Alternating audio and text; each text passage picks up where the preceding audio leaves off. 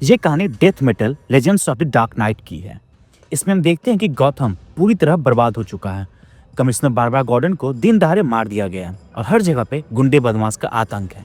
एक तरह से बोले तो गॉथम का हाल बद से बदतर होता जा रहा है और इतना बदतर कि बैटमैन भी कुछ नहीं कर पा रहा है। एक कहीं कमरे में एक आदमी अपने सामने लगे कंप्यूटर स्क्रीन पे गॉथम में हो रही अत्याचार को देखता सोचता रहता कि अब उसे ही कुछ करना होगा। तभी वहीं पीछे से आवाज आती है, खुश तो बहुत हो गए तुम। और तभी हम देखते हैं कि वहीं सामने डेमियन वेन बैटमैन के रूप में रहता है और वो घायल रहता है। और वो आदमी और कोई नहीं बल्कि ब्रूस वेन रहता है, जो कि अब बुढ़ा हो गया। बैटमैन तब ब्रूस को बताता है कि उसे तो बहुत मजा आ रहा होगा ये देख करके कैसे वो उसके शहर की रक्षा नहीं कर पा रहा, कैसे वो हर चीज में बस एक नाकामी बनता जा रहा है। इस पर ब्रूस उसे बताता है कि वो अब बड़ा हो गया है तो वो क्या सुनना पसंद करेगा, सच या जो वो सुनना चाहता है। डेमियन अपना मास्क हटाते, कौन सा सच? यही ना कि ना ही तो मैं डिक हूं, ना बारबरा, ना ही जेसन और टिम। तो कहाँ है वो सब? मारे गए? या फिर ये सच कि मैं आप जैसा नहीं हूँ? ब्रूस ये सुनते अपने बेटे के कंधे पे हाथ रखते उसे बताता है कि उसे उसकी जैसे बनने की जरूरत भी नहीं है। और फिर सामने पड़े बहुत से किताबों में से एक किताब निकालते उसे बताता है कि सच तो ये है कि वो अपना काम सही से नहीं कर रहा और हालांकि वो फिर से बैटमैन नहीं बन सकता लेकिन वो उसकी मदद कर सकता है। और फिर उसे बताता है कि इस किताब से शायद हमारी परेशानी दूर हो जाए। कहा जाता है कि 1600 सदी में जब गॉथम नया नया बना था तब एक खूंखारी संप्रदाय बना।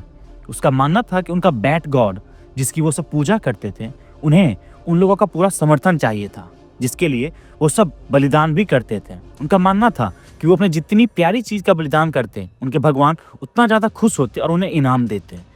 ये सब सुनते डेमियन को कुछ समझ नहीं आता और वो चौंकते हुए ब्रूस से पूछता है कि उसे कुछ समझ नहीं आया। मतलब वो सदियों पुरानी एक किताब की मदद से काला जादू करे जिससे गौथम बच जाएगा? इस पर ब्रूस उसे मना करता है। फिर डेमियन अच्छा तो अब समझा। तब ब्रूस उसे बताता है कि वहां जो कुछ भी हुआ उसमें उसकी कोई गलती नहीं है और फिर अपने बेटे को गले लगाते हैं, ये सब मेरी गलती है।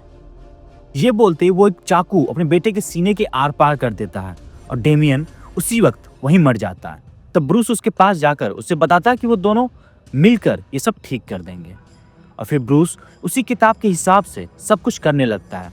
पहले वो अपना हाथ काटता है और फिर अपने खून से वहीं जमीन पे एक अजीब सा निशान बनाते अपने मरे हुए बेटे से बात करते कि वो उससे बहुत प्यार करता है, लेकिन ये सब काम करे इसके लिए उसे कुछ ऐसी कुर्बानी देनी होगी जिससे वो सबसे ज्यादा प्यार करता है।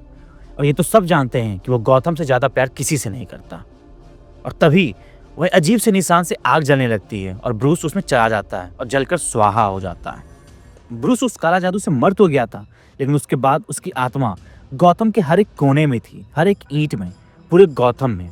एक तरह से वो पूरा गौतम था। अपने शहर को बचाने के लिए वो खुद अपना शहर बन गया।